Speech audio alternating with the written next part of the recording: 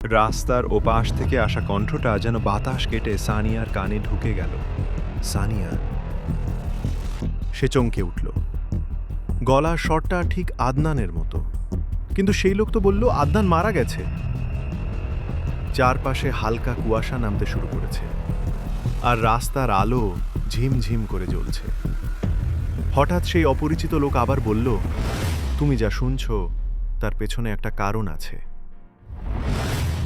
তার চোখে এক ধরনের ভীতি, যেন সে নিজেই কিছু থেকে পালিয়ে এসেছে।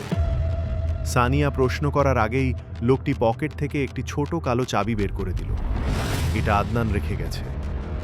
বলেছিল সঠিক সময়ে শুধু তুমি খুলতে পারবে, কিন্তু সাবধান, রাত 12টার আগে খুলো না। লোকটি চাবি দিয়ে রাস্তার অন্ধকারের দিকে চলে গেল, আর মিলিয়ে গেল কুয়াশায়। সানিয়া ঘরে ফিরে এসে চাবিটা টেবিলে রাখল, কিন্তু রাত বাড়ার সাথে সাথে ঘরের ভেতরে অদ্ভুত সব শব্দ শোনা যেতে লাগল। দরজায় টোকা, জানালায় আঁচড়ের শব্দ, আর কারো ফিসফিসানি। আমি এসেছি, দরজা খোলো। ঠিক 11র মনস্সাক্ত মিনিটে সানিয়া আর সহ্য করতে পারল না। সে চাবি নিয়ে সেই পুরনো কাঠের আলমারি খুলল।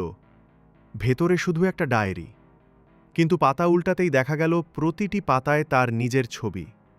ঘুমানোর সময়, হাঁটার সময়, এমনকি আজ বিকেলে রাস্তার ধারে দাঁড়ানোর ছবিও। শেষ পাতায় বড় করে লেখা, আমি তো বলেছিলাম, তারা উঠলেই আমি তোমার কাছেই থাকব। আর তখনই ঘরের লাইট নিভে গেল।